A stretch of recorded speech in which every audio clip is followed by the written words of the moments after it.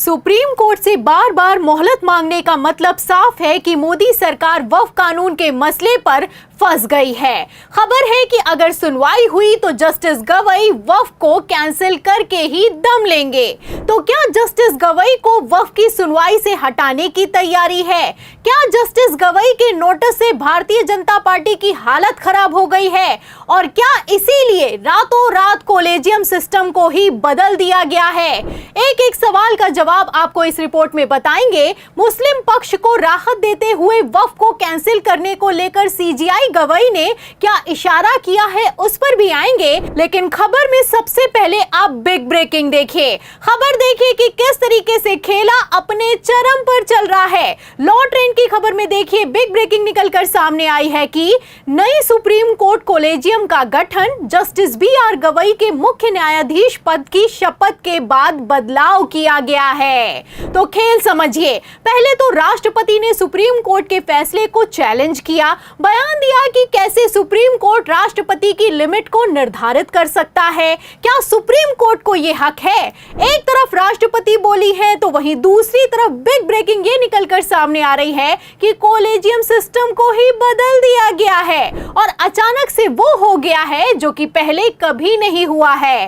खबर है कि जस्टिस विक्रम नाथ को भी सुप्रीम कोर्ट कॉलेजियम में अचानक से शामिल किया गया है, क्योंकि जस्टिस एएस कोका 24 मई 2025 को रिटायर होने वाले हैं। वैसे देखा जाए तो ये एक छोटा सा फैसला है, छोटा सा बदलाव है, लेकिन सवाल तो इस बात को लेकर खड़ा हो रहा है कि आखिर क्यों आनन फानन में ये फैसला लिया गया है। आखिर क्यों सीजीआई गवई के शपथ लेते ही कॉलेजियम सिस्टम को बदल दिया गया है? आखिर क्यों एएस कोका का 24 मई को रिटायर होने का इंतजार नहीं किया गया है? और सबसे बड़ा सवाल, क्या सुप्रीम कोर्ट पर वक्फ की सुनवाई के ठीक पहले दबाव बनाया जा रहा है?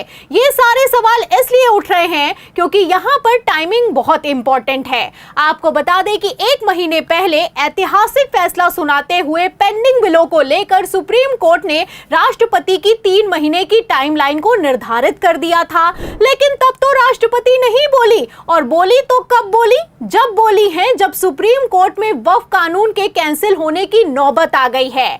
आपको बता दें कि वक्फ की सुनवाई से कुछ ही घंटों पहले राष्ट्रपति ने सुप्रीम कोर्ट के फैसले को चैलेंज किया है। उसके बाद नतीजा क्या हुआ है आप जानते हैं। वक्फ की सुनवाई कैसे ही सुप्रीम कोर्ट में शुरू होते ही टल गई, ये किसी से छुपा हुआ नहीं है। और अब जब 20 मई को सुनवाई होने वाली है तो उसके ठीक पहले कॉलेजियम को ही बदल दिया गया है।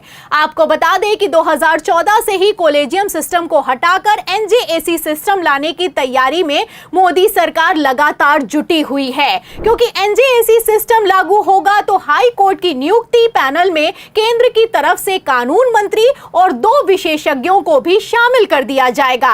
ऐसे में हाई कोर्ट के जजेस की नियुक्ति भी मोदी सरकार के हाथ में आ जाएगी और चीफ जस्टिस ऑफ इंडिया की पावर खत्म हो जाएगी। तो खेल आप समझ सकते हैं कि किस तरीके से एक तरफ कॉलेजियम सिस्टम और दूसरी तरफ राष्ट्रपति के बयान से सीजीआई गवई पर लगातार दबाव बनाने की कोशिश की जा रही है। आपको बता दें कि एक तरफ सुप्रीम कोर्ट से वक्फ की सुनवाई टली है, दूसरी तरफ सीजीआई गवई पर मुस्लिम सपोर्टर होने के भी आरोप लगाए जा रहे हैं, और हद तो इस बात को लेकर पार हो गई है कि ये आरोप कहीं और पर नहीं बल्कि भरे कोर्ट रूम में लगाए जा रहे हैं। तो ऐसा क्या कह दिया है वकील ने सीजीआई गवई से कि सीजीआई गवई भी भड़क गए हैं?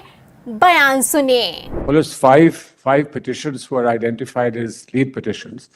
The rest have all become intervention applications. Otherwise, then it will not be possible for Well, and just- here this side of One of the 5, Lord, we can't object to that. तो वक्फ की सुनवाई के बीच वकील विष्णु शंकर जैन बोल पड़े कि जिन वक्फ याचिकाओं पर सुप्रीम कोर्ट सुनवाई कर रहा है ये 5 याचिकाएं मुस्लिम पक्ष की हैं। ध्रुवीकरण हो रहा है। इस पर जस्टिस गवई भड़क गए, कहने लगे कि केस को भटकाओ मत, ऐसे तो हम कभी भी शुरू ही नहीं कर पाएंगे। अब जब से सीजीआई गवई ने ये बयान दिया है, ये बयान सोशल मीडिया पर वायरल हो गया है। अंधभक्तों की टोली एक्टिव हो गई है और सीजीआई गवई को मुस्लिम सपोर्टर तक करार दिया जा रहा है। वैसे भी मैं आपको बता दूं कि जस्टिस गवई के पिता कांग्रेस के सदस्य के तौर पर तो नहीं, लेकिन हाँ, 40 सालों तक कांग्रेस से जुड़े थे और जस्टिस गवई के भाई तो अभी भी राजनीति में हैं और कांग्रेस से जुड़े हुए हैं। ऐसे में उन पर पहले से ही काफी दबाव बनाया जा रहा है, लेकिन दबाव, लालच और धमकी से सीजेआई गवई को झुकाया नहीं जा सकता। आपको बता दें कि जब BR गवई ने सीजेआई पद की शपथ ली थी, तभी उनकी मां ने साफ कह दिया था कि उनको किसी भी कीमत पर झुकाया नहीं जा सकता है। सीजेआई गवई डियर डेविल हैं। आपको बता दें कि एक तरफ जहां सीजेआई गवई पर कई तरह के आरोप लगाए जा रहे हैं, वहीं दूसरी तरफ उन्होंने शपथ लेने से पहले ही साफ कर दिया है कि वो चीफ जस्टिस ऑफ इंडिया के पद से रिटायर होने के बाद किसी तरह का कोई पदभार ग्रहण नहीं करेंगे। आपको बता दें कि सीजेआई गवई ने साफ कह दिया है कि उन्हें किसी तरह की कोई राजनीतिक महत्वाकांक्षा नहीं है। एक तरफ सीजेआई गवई का बयान वायरल है, दूसरी तरफ आज ही की खबर ये निकलकर सामने आ रही है कि पूर्व सीजेआई चंद्रचूड़ को रिटायरमेंट के 6 महीने बाद बड़ी जिम्मेदारी मिल गई है। NLU दिल्ली में प्रतिष्ठित प्रोफेसर के रूप में नियुक्ति मिल गई है और ये नियुक्ति तब मिल गई है जब नेता प्रतिपक्ष राहुल गांधी ने चंद्रचूड़ को NHRC का अध्यक्ष बनाए जाने का पुरजोर विरोध किया था।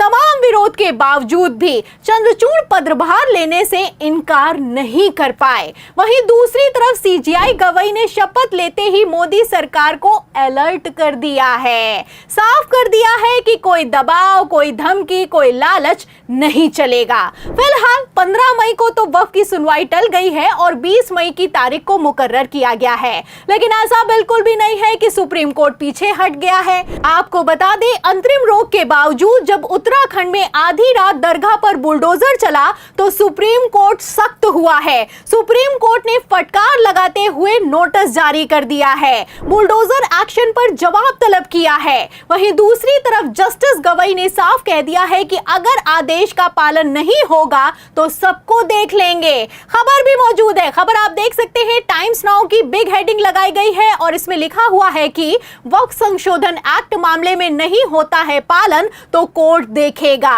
20 मई को सुप्रीम कोर्ट में अगली सुनवाई। तो खबर से आप अंदाजा लगा सकते हैं कि सुप्रीम कोर्ट से मुस्लिम पक्ष को राहत मिली है और इस राहत को लेकर मौलाना अरशद मदनी ने बयान जारी कर दिया है कि यह इशारा है कि वक्फ कानून सुप्रीम कोर्ट से कैंसिल होगा और हमें न्याय मिलेगा। फिलहाल जैसे जस्टिस गवई पर दबाव है, राष्ट्रपति तक ने सुप्रीम कोर्ट के फैसले को चैलेंज किया है, सुप्रीम कोर्ट कॉलेजियम को अचानक से रातों रात बदल दिया गया है। ऐसे में सवाल खड़ा यह होता है कि क्या सीजेआई गवई के नोटिस ने मोदी सरकार के पूरे सिस्टम को हिलाकर रख दिया है? इस सवाल के जवाब में इस पूरी रिपोर्ट पर, सीजेआई गवई के तेवर पर और मोदी सरकार की बौखलाहट पर आपको क्या लगता है? क्या 20 मई को वक्फ कानून सुप्रीम कोर्ट से कैंसिल हो जाएगा? जो भी आप सोचते हैं हमें कमेंट बॉक्स में जरूर लिखें। वीडियो को ज्यादा से ज्यादा शेयर करें, हमारे चैनल को लाइक करें, सब्सक्राइब करें, ज्वाइन करें। फिर मिलती हूं अगली खबर के साथ, तब तक के लिए धन्यवाद।